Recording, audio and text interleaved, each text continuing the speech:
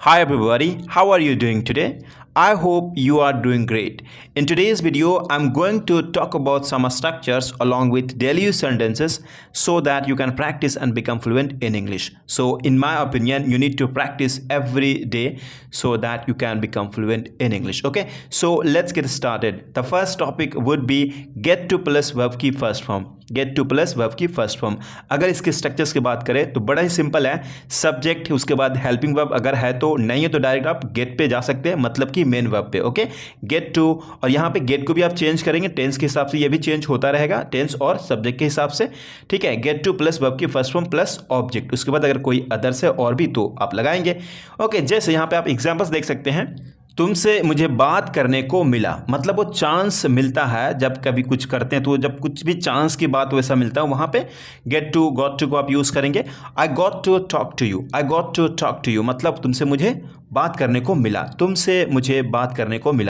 The next sentence is going to be तुम्हें मेरा videos देखने को मौका मिला, तुम्हें मेरा वीडियोस देखने को मौका मिला, तो कह सकते हैं you got to watch my videos, you got to watch my videos. यहाँ जो गेट और उसके बाद जो वर्ब रखते हैं, इसका मतलब ही होता है एक चांस की बात है। ठीक है, अगर यहाँ पे लगा सकता है you got a chance to watch my videos, आप ऐसे बोल सकते हैं, लेकिन अक्सर लोग यही स्ट्रक्चर को यूज़ करते हैं, इसलिए मैं आपको कहूँगा यही स्ट्रक्चर को आप भी यूज़ करिए। अगला सेंटेंस है जब मैं बाहर जाता हूं तो मुझे मूवीज देखने को मौका मिलता है। व्हेन आई गो आउट, मैं जब बाहर जाता हूं, I get to watch movies, I get to watch movies. अगला स्ट्रक्चर है be able to. Be able to का मतलब होता है योग्य, सक्षम या फिर पा रहा हूं, मतलब हिंदी के सेंस में आप किसी को भी ऐसे भी कह सकते हैं be able to speak in English, मतलब कि इंग्लिश बोलने में सक्षम हो जाओ, मतलब बोलने का योग्य हो जाओ। Okay, be able to speak in English, ये हम इसे कैसे यूज़ कर रहे हैं, इंपेरेटिव में यूज़ कर रहे हैं, लेकिन यहाँ पे हम सेंटेंस में यूज़ करना शुरू करेंगे। बी एबल टू अगर आप सीख लेते हैं तो कई आप मॉडल्स में यूज़ कर सकते हैं, टेंस में यूज़ कर सकते हैं, कहीं भी यूज़ कर सकते हैं, लेकिन एक इसका और भी ज़्यादा जो यूज़ होता है सिंपल में, इस तरह से कुछ यूज करते हैं, जैसे मैं जा पा रहा हूं, मैं खेल पा रहा हूं, वह दौड़ पा रहा है, वह खेलने में सक्षम है, उस जगह पे आप बी एबल टू को बाखूबी, मतलब बहुत अच्छे से यूज कर सकते हैं। सिंपल, इसका बनाने का स्ट्रक्चर बड़ा ही आसान है, बहुत ही सिंपल है। सब्जेक्ट, हेल्पिंग वर्ब, उसके बाद एबल टू वर्ब की first form plus object. Okay, जैसे मैं खेल पा रहा हूं, मतलब मैं खेलने में सक्षम हूं, I am able to play, I am able to play. मैं तुमसे बात कर पा रहा हूं अब, I am able to talk to you now, I am able to talk to you now. बहुत ज़्यादा यूज़ होता है गाइस, तो आप भी यूज़ करिए, भले ही छोटा स्ट्रक्चर है but it's meaningful and it's usable. क्या तुम इस बिजनेस को चलाने में सक्षम हो, are you able to run this business, are you able to run this business. मैं इंग्लिश बोलने में योग्य हूँ, सक्षम हूँ, I am able to speak in English, I am able to speak in English. अब उसी तरीके से विल बी एबल टू, यानी कि गागेगी में हम यूज़ कर सकते हैं, जैसे पाऊंगा, सकूंगा, सकेगा, सकेगी, पाएगी। हम अक्सर हिंदी में बोलते हैं वह खेल पाएगी, वह कर पाएगी, वह जा पाएगी, उस जगह पे भी आप विल बी एबल टू को यूज़ कर सकते हैं। इन फ्यूचर में आप यूज़ कर सकते हैं, फ्यूचर टेंस लगाइए और यूज़ करते रहिए। जैसे तुम इंग्लिश बोल पाओगे, you will be able to speak in English, you will be able to speak English कह सकते हैं। तुम यह काम कर पाओगे, तुम यह कर पाओगे, you will be able to do this work, you will be able to do this. Okay, वह तुम्हें मदद कर सकेगा, वह तुम्हें मदद कर सकेगा, he will be able to help you, he will be able to help you. वह डॉक्टर नहीं बन सकेगी, she won't be able to become a doctor, she won't be able to become a doctor. अगला structure है know how to. Know how to को कैसे use करते हैं, कई बार क्या होता है आप हिंदी में इस तरह से कहते होंगे, जैसे मुझे आता है, क्या आता है भाई, तो मुझे क्रिकेट खेलने आता है, मुझे इंग्लिश बोलने आता है, मुझे उस रास्ता के बारे में पता है कि कैसे वहाँ जाना है, उस जगह पे नो हाउ टू को यूज़ कर सकते हैं। नो को आप चेंज करेंगे टेंस के हिसाब से। ओके, इसे आप नोइंग नहीं कर सकते हैं। ओके, प्रेजेंट कंटिन्यूअस में आप यूज़ नहीं कर सकते हैं, एक्सेप्शन है। ठीक है, तो आप देख सकते हैं यहाँ पे subject know how to verb की first form plus object. For example, मुझे खेलने आता है, I know how to play, I know how to play, मतलब कहने का मतलब ये होता है कि आई नो मुझे पता है, हाउ टू प्ले कैसे खेलना है, उसी से बना हुआ है, मुझे खेलने आता है। हिंदी में वैसे कहते हैं लेकिन इंग्लिश का अलग ही होता है। ठीक है, तो अगला सेंटेंस देख सकते हैं, उसे तैरना आता है, he knows how to swim, मतलब कि वह जानता है कि कैसे तैरना है। इसे और भी तोड़ दे तो इस तरह से बोल सकते हैं, he knows how he has to swim, हम ऐसे भी कह सकते हैं, उसी को इस तरह से बनाया गया है। मुझे फ़ोन पर बात करना नहीं आता है, I don't know how to talk over the phone, I don't know how to talk over the phone. वे लोग को इंग्लिश बोलना नहीं आता है, they don't know how to speak English, they don't know how to speak English. So as to का मतलब होता है ताकि या फिर के उद्देश्य से, उस जगह पे हम सो एज टू को यूज करेंगे। एक सेंटेंस रखेंगे, उसके बाद so as to plus verb की फर्स्ट फॉर्म प्लस ऑब्जेक्ट। ये हमेशा याद रखना कि सो एज टू को जब यूज करेंगे दो अलग अलग सब्जेक्ट में नहीं यूज करते, इसे केवल एक ही सब्जेक्ट का दो कथन हो उस जगह पे ही यूज करते हैं। जैसे मैं एक मोटरसाइकिल खरीदा ताकि ऑफिस जा सकूं। कौन जाएगा भाई? तो मैं ही जा सकूं, ना कि वह। किसी दूसरे पर्सन के लिए हम नहीं कह रहे, ठीक है। इसलिए सो एज टू को यूज कर सकते हैं। अगर कोई और हो जाता है अलग सब्जेक्ट, यानी सब्जेक्ट चेंज होगा, उस जगह पे सो दैट आ जाता है। इसी को हिंदी इस तरह से भी कह सकते हैं, मैं एक मोटरसाइकिल खरीदा ऑफिस जाने के लिए, मैं ऑफिस जाने के लिए एक मोटरसाइकिल खरीदा, ऐसे भी कह सकते हैं। ओके, लेकिन इंग्लिश इसका अब बोल सकते हैं, I bought a motorcycle so as to go to office. Okay, मैंने अंग्रेजी सीखा एक अच्छी जॉब प्राप्त करने के लिए, या फिर कह सकते हैं मैं अंग्रेजी सीखा था कि मुझे एक अच्छी जॉब मिल सके। मैं एक अच्छी जॉब प्राप्त करने के लिए अंग्रेजी सीखा। हम कई तरह से कह सकते हैं, लेकिन इंग्लिश में बोल सकते हैं आप simple, I learned English so as to get a good job. तुम मुझसे बात करने के लिए बहाने ढूंढते हो। You look for an excuse so as to talk to me. You look for an excuse so as to talk to me. मैं वहाँ जाता हूँ तुमसे मिलने के लिए। मैं वहाँ जाता हूँ तुमसे मिलने के लिए। I go there so as to meet you. I go there so as to meet you. Guys, इसी तरीके से 600 से प्लस एडवांस इंग्लिश स्ट्रक्चर्स का ई बुक चाहते हैं, जो सभी स्ट्रक्चर स्पोकन से रिलेटेड है। अगर आप चाहते हैं तो इस वीडियो के डिस्क्रिप्शन में लिंक दी गई है, जिसके थ्रू आप उसे डाउनलोड कर सकते हैं, और तो आपको ईमेल भी मिल जाता है। Okay, the next topic would be intend to. Intend to का मतलब होता है इरादा होना। ओके, नियत होना, उस जगह पे इंटेंड टू को यूज करेंगे। इसका बनाने का स्ट्रक्चर होता है subject plus intend to plus verb की first form plus object. Okay, तो आइए कुछ एग्जांपल्स देखते हैं। बड़ा ही सिंपल है।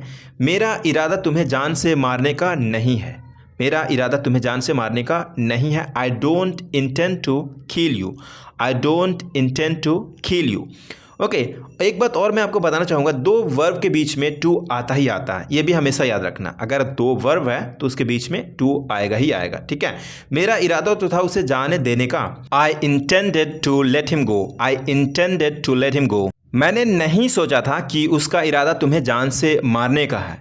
I didn't think that she intended to kill you. पहली चीज़ें पास्ट में, इसलिए सेकंड भी पास्ट में ही होगा, ठीक है। I didn't think that she intended to kill you. मेरा इरादा नहीं है तुम्हें चोट पहुंचाने का। I don't intend to hurt you. I don't intend to hurt you.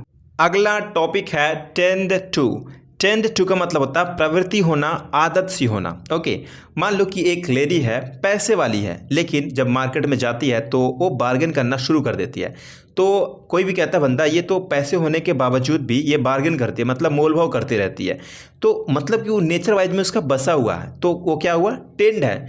She tends to bargain, मतलब उसकी आदत सी है बार्गेन करना, इसलिए वो बार्गेन करती है। तो उस जगह पे हम टेंड टू को यूज़ करेंगे। ओके, आई होप कि समझ में आ गया होगा। तो टेंड टू को यूज़ करिए। मुझे झूठ बोलने का प्रवृत्ति नहीं है। I don't tend to tell a lie. I don't tend to tell a lie. उसे नाटक करने का प्रवृत्ति है, उसे नाटक करने की आदत सा है। तो कह सकते हैं he tends to pretend. He tends to pretend. उन लोगों को लड़की को छेड़ने की नेचर है, मतलब एक तरह से आदत है, प्रवृत्ति है। तो कह सकते हैं they tend to molest girls. They tend to molest girls. उसे ज़्यादा बोलने की प्रवृत्ति है। She tends to speak a lot. Lead to. Lead to का मतलब होता है की ओर ले जाना, ठीक है। उस जगह पे लीड टू को यूज़ करेंगे। सब्जेक्ट हेल्पिंग वर्ब अगर है तो उसके बाद लीड। लीड का सेकंड फॉर्म लेड होता है, थर्ड फॉर्म भी लेड होगा। उसके बाद जो ऑब्जेक्ट होगा उसे आप रखेंगे, और कहाँ पे किस ओर किसको ले जाएगा उसे आप बताएंगे। जैसे तुम्हारा कारनामा तुम्हें जेल में ले जा सकती है, तो तुम्हारा कारनामा यहाँ पे क्या है? सब्जेक्ट है।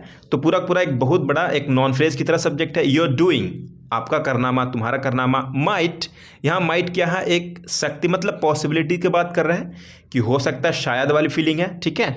Your doing might lead you to jail. यहाँ पे यू ऑब्जेक्ट है, और कहाँ ले जाएगा इस ऑब्जेक्ट को? मतलब इसे तो जेल में ले जाएगी भाई। तो आप उसे अदर वर्ड्स में जेल को लिखेंगे। यह रास्ता तुम्हें सक्सेस की ओर ले जाती है। This path leads you to success. This path leads you to success. यह रास्ता तुम्हें दिल्ली ले जाएगी। This path will lead you to Delhi. अगला टॉपिक है येट टू। येट टू का मतलब होता है अभी भी करना बाकी है, मतलब कोई भी काम कोई भी कार्य करना बाकी होता है उस जगह पे हम येट टू को यूज़ कर सकते हैं। इसका बनाने का स्ट्रक्चर होता है सब्जेक्ट प्लस हेल्पिंग वर्ब, उसके बाद येट टू प्लस वर्ब की first form plus object. Okay, एकदम सिंपल है। तो आप कह सकते हैं तुम्हें यह काम अभी भी करना बाकी है, तो आप कहिएगा इंग्लिश में you are yet to do this work, you are yet to do this work. उसे अभी भी इस मामले को जांच करना बाकी है। He is yet to investigate in connection with this, in connection with this, he is yet to investigate in connection with this. तुम्हें अभी भी इंग्लिश सीखना बाकी है, तुम्हें अभी भी इंग्लिश सीखना है बाकी है, मतलब सेम है। Okay, you are yet to learn English, you are yet to learn English. उसे अभी भी इंग्लिश में फ्लुएंट होना बाकी है। He is yet to be fluent in English, he is yet to be fluent in English. अगला topic है expected to. Expected to का मतलब होता है उम्मीद की जाती है, उम्मीद की जाती है, उस जगह पे हम एक्सपेक्टेड टू को यूज़ करेंगे। इसका बनाने का स्ट्रक्चर होता है सब्जेक्ट हेल्पिंग वर्ब, उसके बाद एक्सपेक्टेड टू प्लस वर्ब की first form plus object. Okay, simple. जैसे मुझसे उम्मीद की जाती थी कि मैं खाना बनाऊं तुम्हारे लिए। आई वॉज एक्सपेक्टेड, यहाँ पे आप वाज में भी कर सकते हैं, मतलब कि पास्ट में या फिर प्रेजेंट में आप यूज़ कर सकते हैं, बाखूबी बहुत ही अच्छा तरीके से यूज़ कर सकते हैं। तो यहाँ पे है I was expected to cook food for you, मतलब मुझसे उम्मीद की जाती थी कि मैं खाना बनाऊँ तुम्हारे लिए। कौन यहाँ पे? तो मैं ही बनाऊंगा, या मुझसे उम्मीद, यानी मैं और मैं दोनों एक ही सब्जेक्ट है, इसीलिए पैसिव में बोली गई यही बात है। आई वॉज एक्सपेक्टेड, मुझसे उम्मीद की जाती थी, टू कुक, बनाने के लिए खाना, किसके लिए? तो आपके लिए। उससे उम्मीद की जाती है कि यह घर को साफ करे।